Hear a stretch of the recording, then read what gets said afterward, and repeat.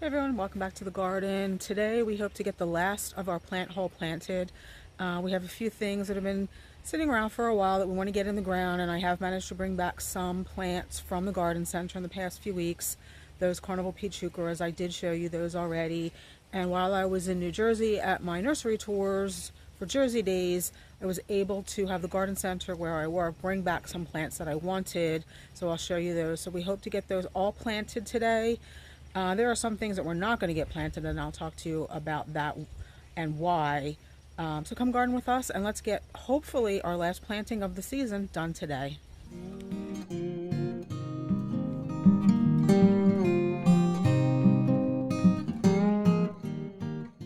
So, what are we going to get planted? Hopefully, we are going to get these two curtain call fall blooming Japanese anemones in the ground. I do have two.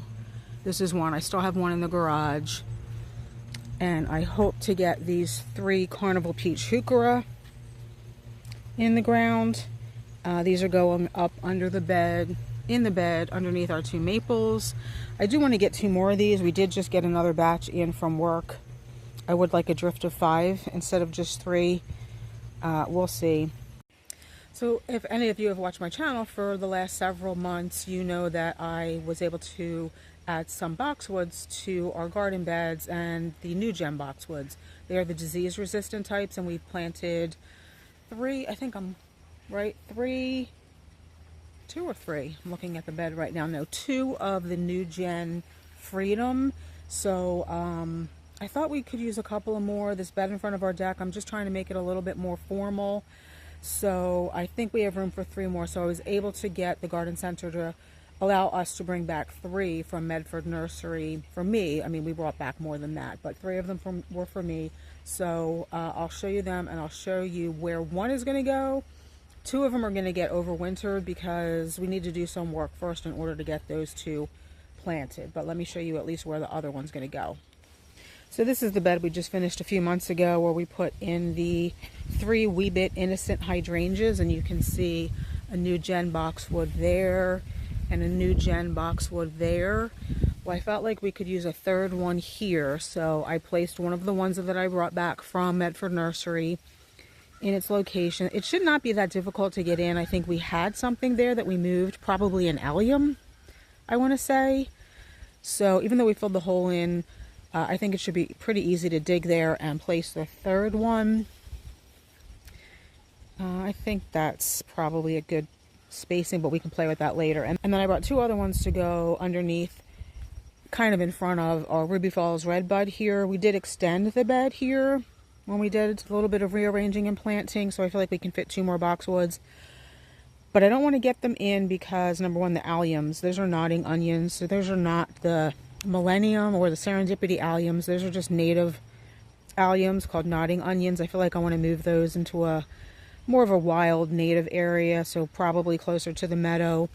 And we need to, in the spring, again work on reshaping this Ruby Falls Weeping Redbud, and then the 2 other boxwoods are going to go in front of it and kind of like around it. So it'll be like a loose hedge of boxwoods when we're all finished.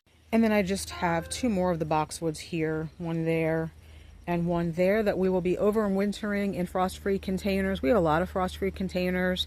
It just makes your overwintering a little bit more successful than just trying to overwinter them in their plastic containers. So that's what we're going to do with those. We also want to get these 2 Variegated Laia in the ground. Initially I had 2 of them right here underneath the rose, but I was fooling around with the placement a little bit because we do have a really pretty blue columbine here. They always get eaten. I don't know, columbine leaf miners, I think, but it doesn't really seem to affect the plant. And that will bloom in the spring for a pretty long time. So obviously I don't want to plant anything that's going to affect that. So I think we'll end up with one of the varieties here. We might end up taking some of the Monarda out as we're digging, which I will not be upset about because it's just always covered in powdery mildew, as any of you know who have any experience with bee balm whatsoever. So that will not break my heart. And then we'll put another one here because we do have one Lariape there and another one further along down there. And then we also want to get the strongbox in down here, right in front of the fence here. So I got the anemones here. I think they're going to go at the edge of this bed. We just have to be careful. We do have a lot of bulbs in here. We have daffodils, hyacinths, tulips, and this past spring, right in this section, we planted a bunch of Siberian squill, although I'd be surprised if it lasted because it is so dry down here. While digging the hole, we did dig up a bulb, just one. And I'm honestly not sure what that is. It's tiny, so I'm guessing it's one of the Siberian squill. Some bulbs you can't replant. Once you dig them up, the roots kind of get torn, and then they're just done. Hopefully Siberian squill is not one of those plants, because we'll just replant that when we put the anemone in.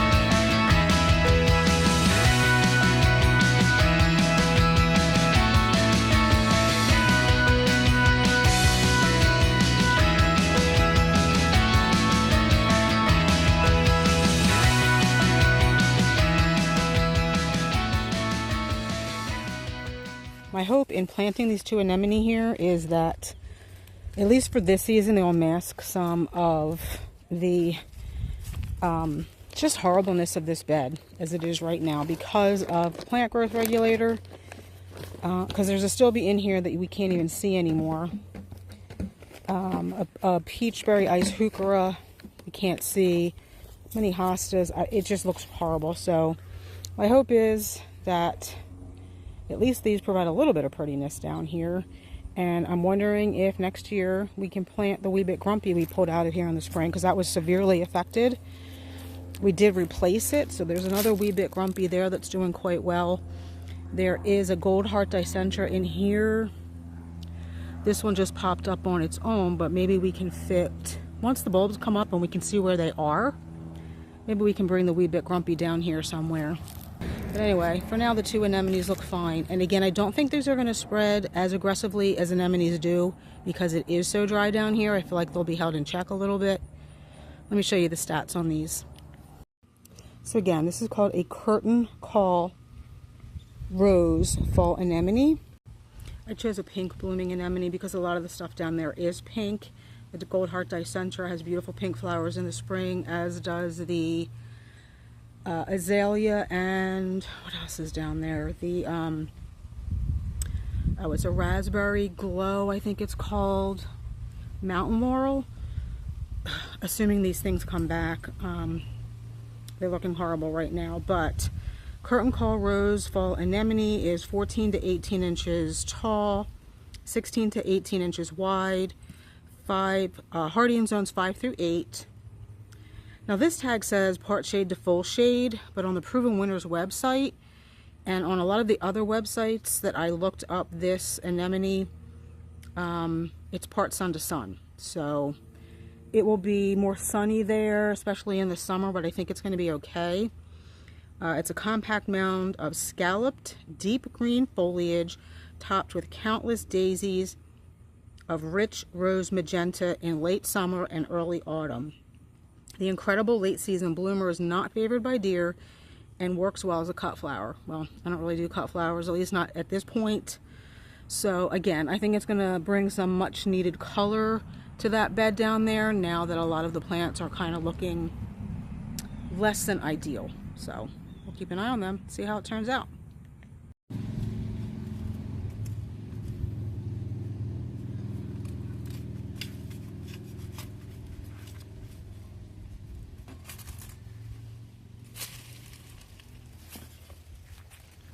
You have to be careful about digging in this area because there are two pipes. A newer one my husband just installed a couple of months ago, and one that's been here since 2016, and we have nicked that one in the past by accident, so we want to make sure that doesn't happen again.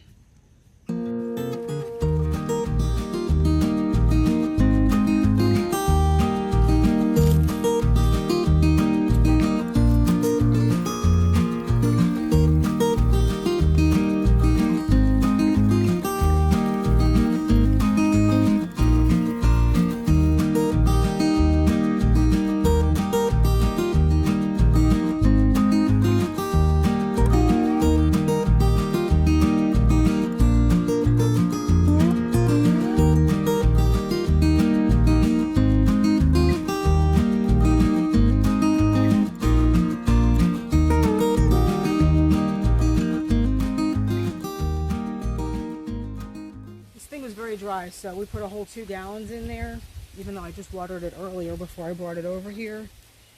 Might actually need to go get another 2-gallon container.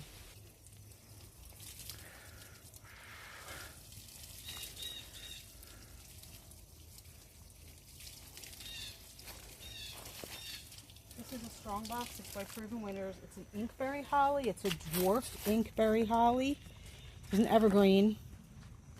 2 to 3 feet tall and wide. Sun to part shade. What else? Evergreen. It is hardy in USDA zone 5 through 9. Dark evergreen foliage and a full dense habit. That's what makes strongbox inkberry holly such a versatile landscape plant.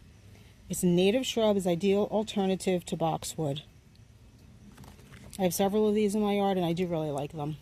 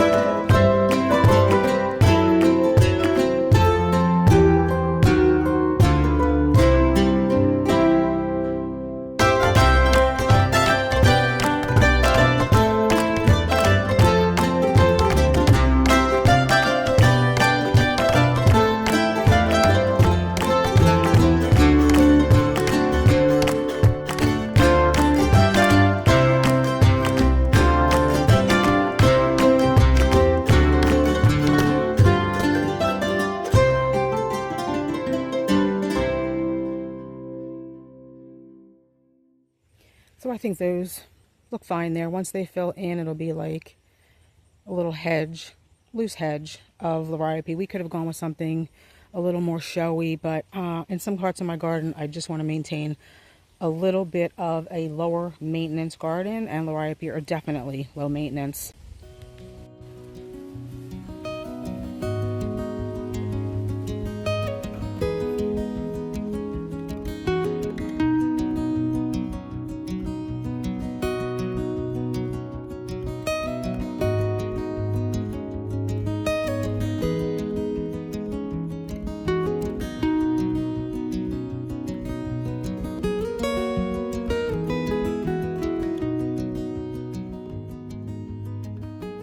There it is, neatly tucked in there. Clearly it's not easy to see at the moment, and it's a little less green than the others.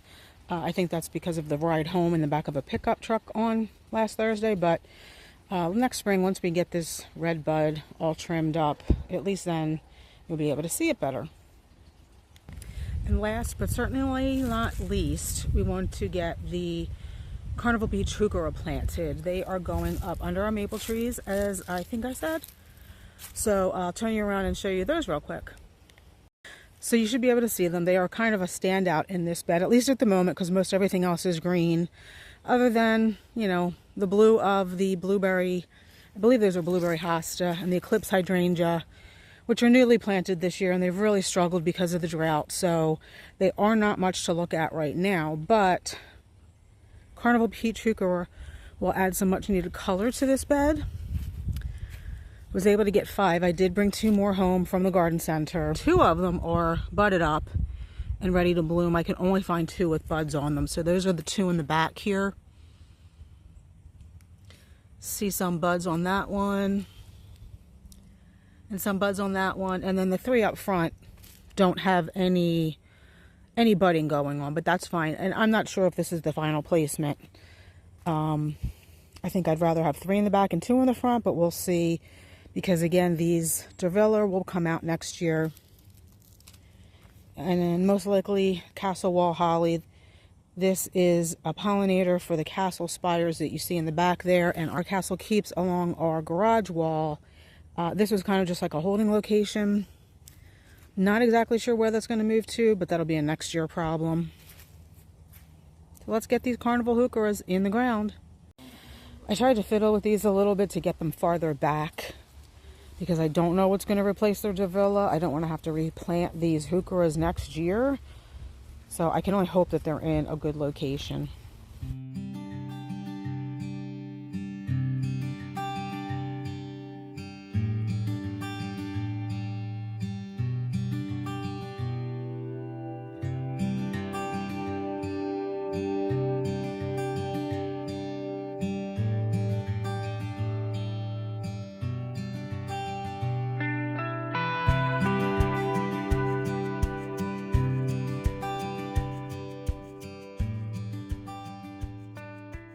Again, these are called Carnival Peach Heuchera. They're a smaller one, 10 to 12 high, 12 to 14 wide. You can see they look very, very different from the color on the tag. It says full apart sun, which I feel like maybe if you live in Maine, but under here they will get a little bit of shade in the afternoon, which they will appreciate. And they are hardy in zones 3 through 8, I think. That said. Hardy in zones 4 through 8. It's a native, compact, not favored by deer. We'll see. My experience, everything is favored by deer.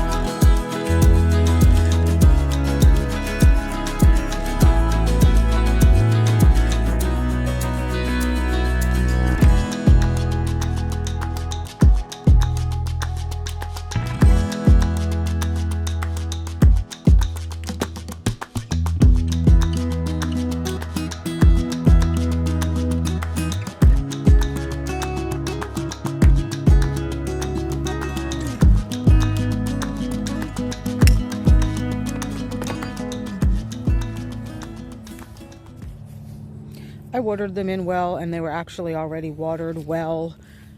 I watered them earlier in the containers and they were quite moist. So I just watered the ground to make sure that was moist as well, because the ground is exceedingly dry up here. So we're just going to hook drip lines with emitters, gallon emitters to each one of these. You can see the feeder supply line is right there.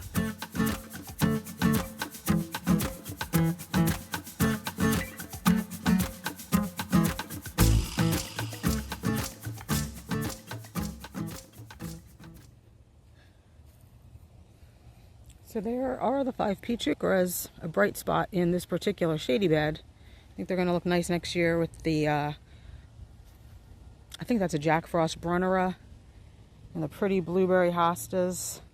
The pink and the blue up here seems to be the theme. So thanks for coming along today, guys, on what I think will be our last planting of the season, at least as far as shrubs and trees is concerned. We do have some containers to deconstruct for the season that we may be adding some of our shrubs into that we want to overwinter.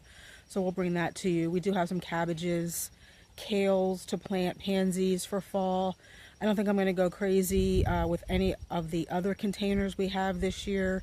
But we'll see. And of course, we'll bring you that content as well. So again, thanks for watching, and hopefully we'll see you in the next one. Bye.